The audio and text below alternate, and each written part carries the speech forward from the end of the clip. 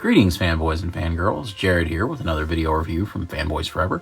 Glad to be back with you guys. This time, I have the brand new Marvel Legends 20th Anniversary Captain America from Hasbro.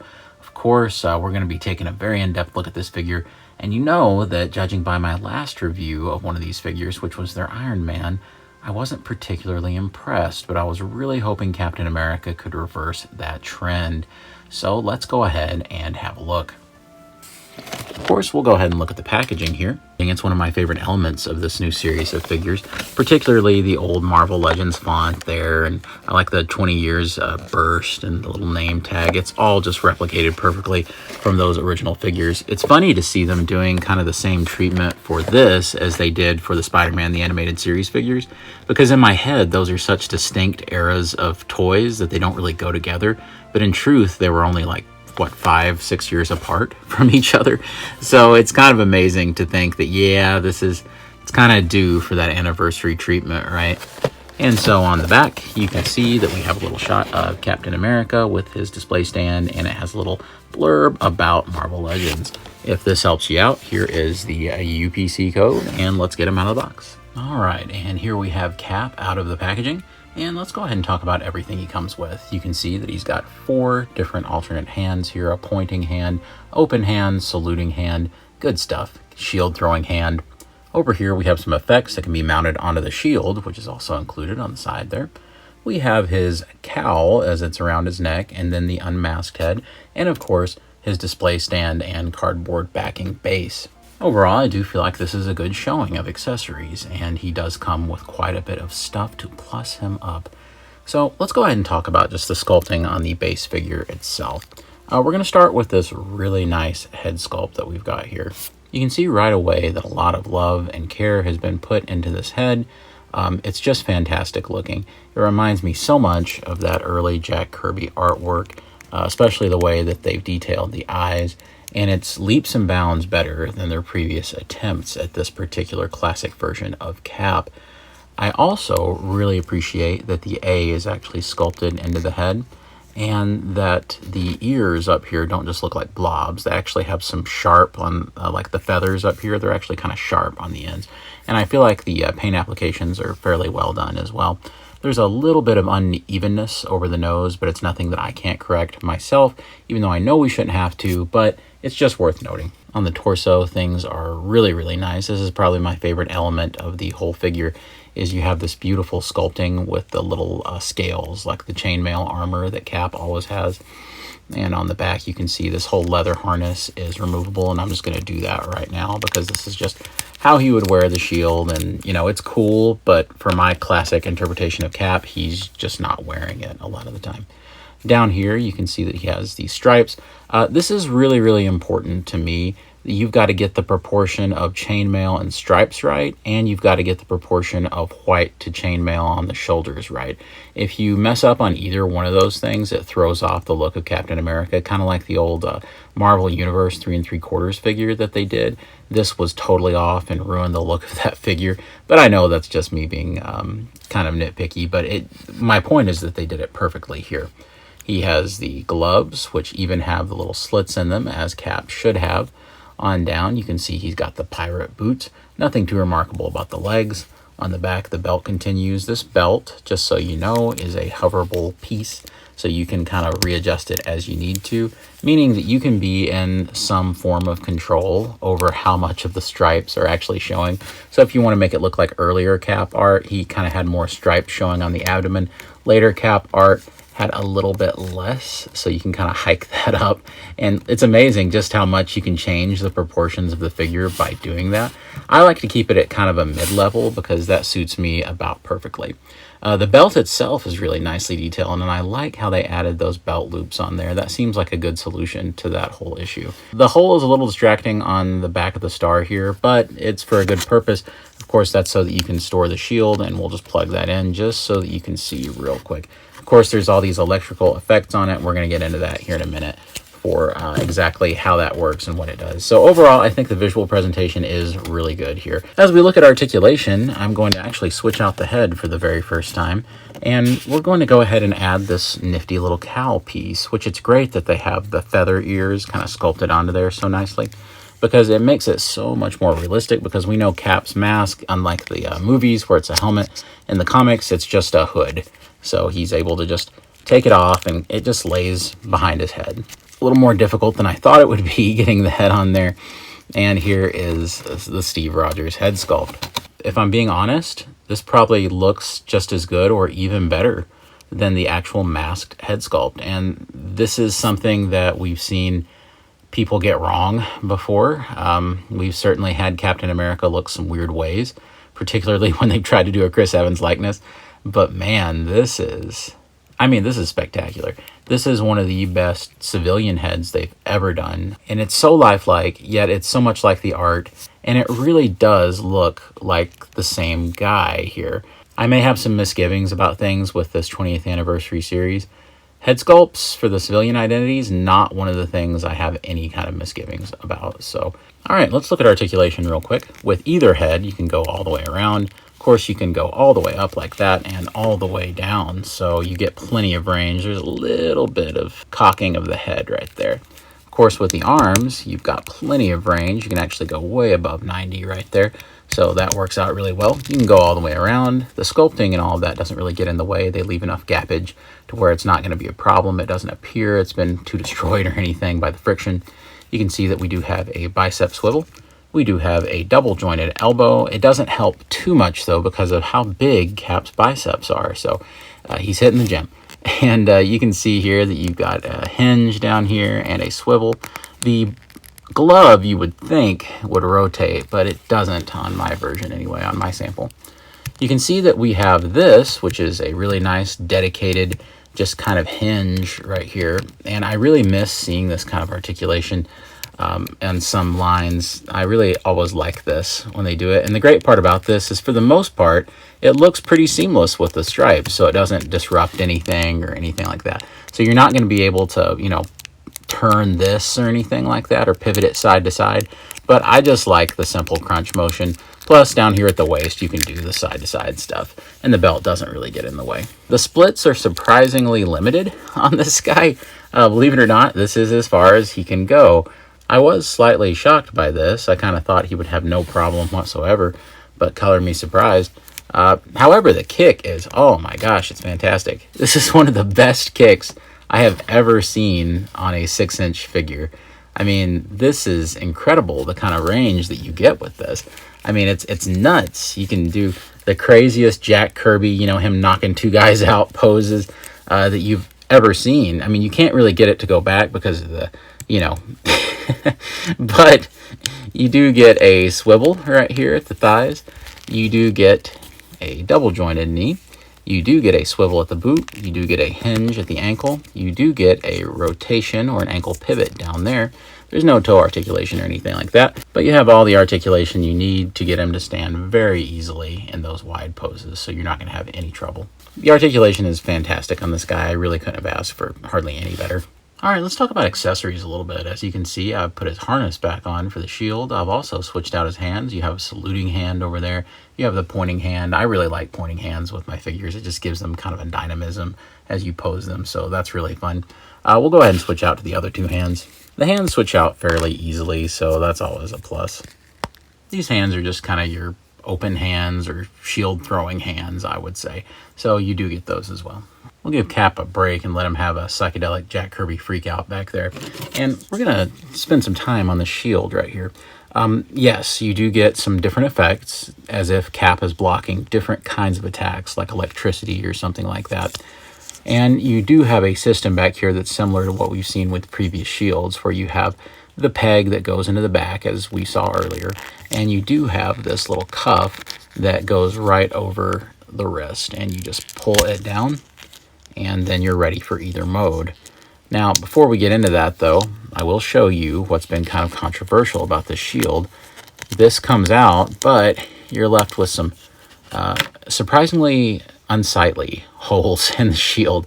You know, that's one thing you don't expect to see in Cap's shield. It would be different if his shield was destructible and was always getting destroyed. Well, Cap's shield, there's been very few times, you know, and aside from like what if kind of scenarios, that Cap's shield has been actually destroyed or, pierced. So it's not really something you expect to see. It's okay just leaving it like this.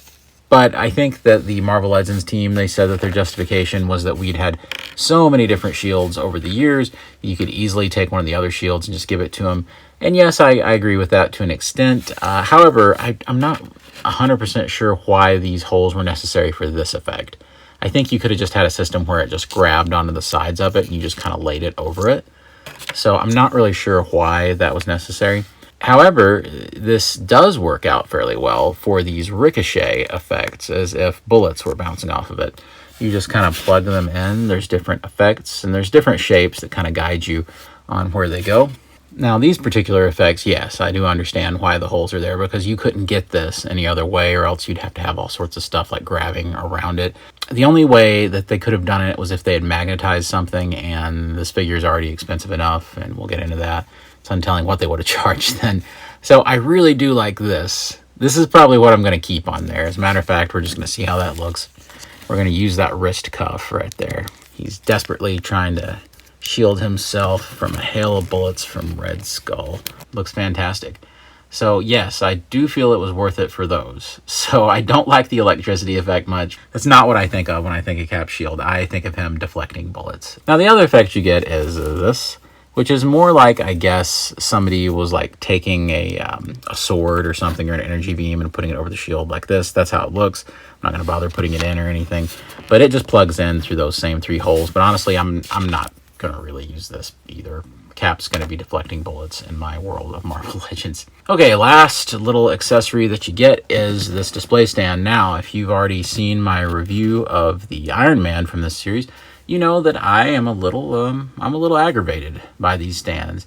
To me, these stands just go to show that they're just not putting that same level of care and effort that they did 20 years ago, when you actually got a fully sculpted diorama of this with a half-destroyed building, a tank. You put Cap on the tank. It's incredible, and I have it laying around. I don't want to dig for it right now, but I mean, I almost don't even want to put it beside of it, because I don't want you to, it's just depressing.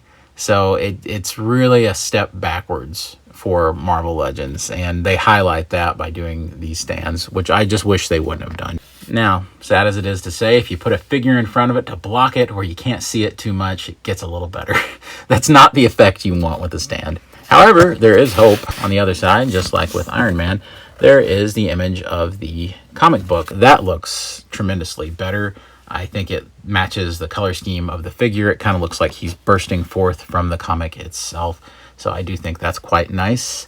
Also on the bottom, if you didn't know before, it says Marvel Legends. And I mean, it is what it is. I'm going to go ahead and compare him to his original counterpart. Now, I'd actually sold off my original Iron Man years before in a big Iron Man lot, when I kind of moved my collection in a different direction. So for that last review, I didn't have my original Iron Man. But one figure that I never could part with was my original Cap from Marvel Legends, and he's always been very special to me. I still remember finding him, and what a big deal it was. And even more than Iron Man, Captain America, was a bigger deal to me, because for years I had longed for the perfect Captain America figure, and at that time I felt like this was it for sure. He's barely able to stand of his own volition there, but he can do it. And it's great to see these guys side by side. I love what they did with the update here. I still love this original. I love the meaty proportions of this original. It reminds me of like Captain America circa 93, 94 in the comics. That was always some great art during that time, and this Cap definitely looks like that. This Cap looks a little more classic. So they're not exactly striving for the exact same thing, but there are things that, that I think are pretty similar. It may seem a little trivial, but things like, the belt buckles being silver, even though they've switched which side the buckle goes through, so it's kind of funny. But other than that, it's a good approximation, one of the other, and it looks like there's a much bigger height difference than there really is, because he's on the display stand and the other isn't. But this guy is still a little taller, no matter what. The last little point I was wanting to make before I give my final verdict on this guy is that I've seen some people say that he looks quite a bit like Matt Salinger, Captain America, from the 1990/89, whatever you want to look at it as being released. Direct-to-video movie, at least here in the United States, Captain America. I mean, I think that is true to an extent. I think the mask definitely reminds me of it for whatever reason. I think the blue is almost exact, but that's more of a product of Salinger just wearing a pretty much perfect Captain America movie costume, aside from there not being like, really apparent scales like there is on this. So I think that that's sort of a misplaced sentiment in a way, but I also get those same vibes looking at the figure. At least with the head sculpt, I get a lot of those same vibes. And, and the actual Steve Rogers head isn't a million miles away either from the way that he looked in the movie. But once again, the movie is very, very comic book accurate with its costume and with Steve Rogers. So, to say what you want to about that movie, but it's as accurate as all get out when it comes to the visual of Captain America, and to an extent the visual of Red Skull as well, at least in the beginning portions of the film. I've actually always had a really big soft spot for that movie. After my older sister, she rented it for me from our local video store, and then went on to purchase that VHS copy from that rental store because I always had such a fascination with the movie. So it's still something that I cherish. All right, but here's the kicker, the bad news. You already know what I'm going to say if you watch the Iron Man review. $33. I think it's $33.99 as a matter of fact. That's crazy. This price is crazy. I don't know what else to say about it.